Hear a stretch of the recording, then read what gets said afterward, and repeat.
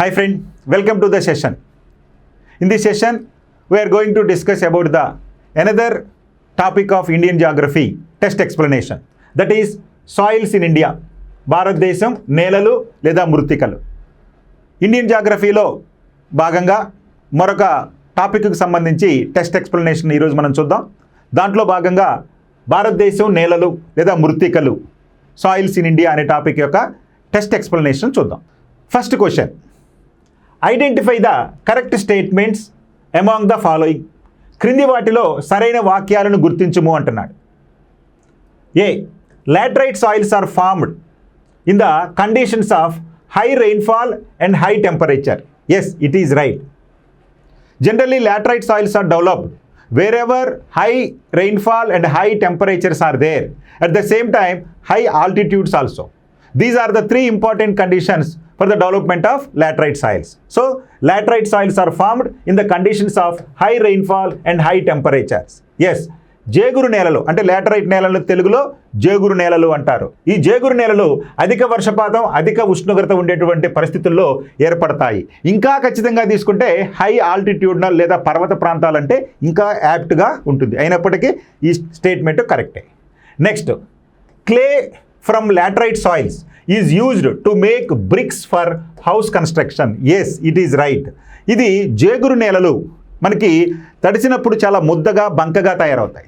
అంతేకాకుండా వీటిని గృహ నిర్మాణంలో ఉపయోగించే ఇటుకల తయారీకి ఉపయోగిస్తారు. అంటే జేగురు నేలలను లేదా లాటరైట్ నేలలను మట్టితో అంటే జేగురు నేలలోని మట్టితో గృహ నిర్మాణంలో ఉపయోగించే ఇటుకలను తయారు చేస్తారు.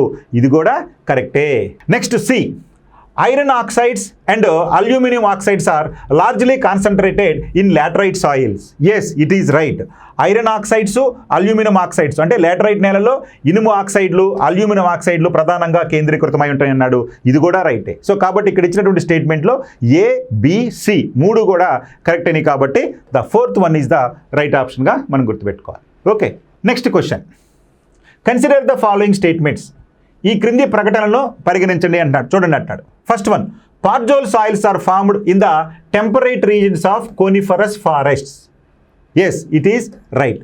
సమశీతోష్ణ ప్రాంతంలోని శృంగాకార పడవలలో పాడ్జోల్ నేలలు ఏర్పడతాయి. సో పాడ్జోల్ నేలలు అనేవి సమశీతోష్ణ మండలంలోని శృంగాకార పడవలు ఉన్నటువంటి ప్రాంతాల్లో ఈ పాడ్జోల్ నేలలు ఎక్కువగా ఏర్పడతాయి. ఎస్, ఈ స్టేట్మెంట్ అనేది correct. Next, B statement, these soils are highly acidic and nutrient poor soils.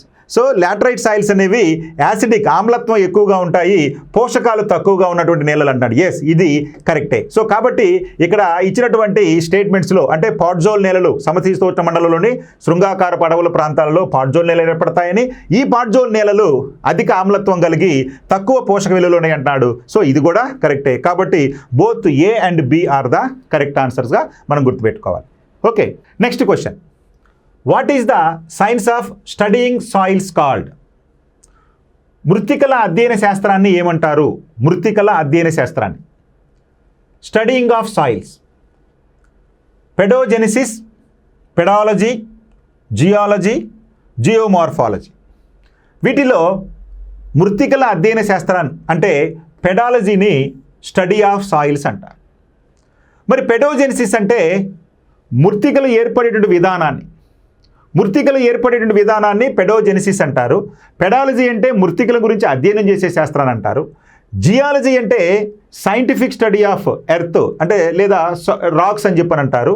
అదేవిధంగా జియోమార్ఫాలజీ భూస్వరూప శాస్త్రం గురించి భూస్వరూప శాస్త్రం జియోమార్ఫాలజీ అంటారు.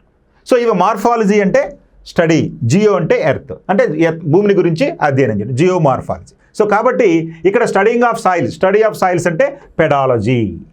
Okay, next question, which soil in the country were formed by erosion of basaltic lava? దేశంలో ఏ నేలలు లేదా మృత్తికలు basaltic lava క్రమక్షయం వలన ఏర్పడినాయి? Basaltic శిలలు క్రమక్షయం చెంది ఈ క్రింది ఏ నేలలు ఏర్పడినాయి అంటున్నాడు. First one, regur soils, laterite soils లేదా జేగురు నేలలు, ఎర్ర నేలలు red soils and alluvial soils. మరి ఇందులో బసాల్టిక్ లావా క్రమక్షయం చెందటం వలన ఏర్పడినటువంటి నేలలు రేగురు నేలలు, వీటినే రేగడి నేలలు అంటారు లేదా బ్లాక్ సాయిల్ అని కూడా అంటారు. సో కాబట్టి రేగుర్ నేలలుగా మనం ఆన్సర్ని గుర్తించాలి. Next one, ICAR has classified the soils of India into how many types? Very important. ICAR, Indian council for agriculture and research organisation వారు, ఇది ఒక central government organisation, Indian council for agriculture and research organisation. మరి వారు భారతదేశంలోని మృత్తికలను ఎన్ని రకాలుగా వర్గీకరించారు అంటున్నారు. ఎన్ని రకాలండి? First one 5, second one 6, third one 7, fourth one 8. ఎన్ని రకాలుగా వర్గీకరించారండి? 8 రకాలుగా వర్గీకరించారు. They are the alluvial soils, red soils, black soils, laterite soils. ఇవి 4 ప్రధానమైనటువంటి సాయిల్స్.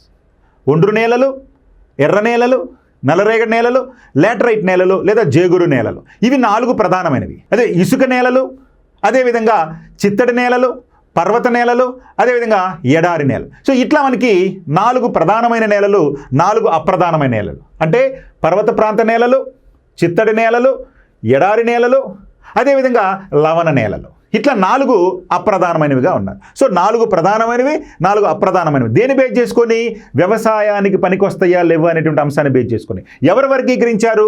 ICAR వారు వర్గీకరించారు. ICAR అంటే ఏంటండి? Indian council for agriculture and research Organization. ఇది ఢిల్లీలో ఉంది.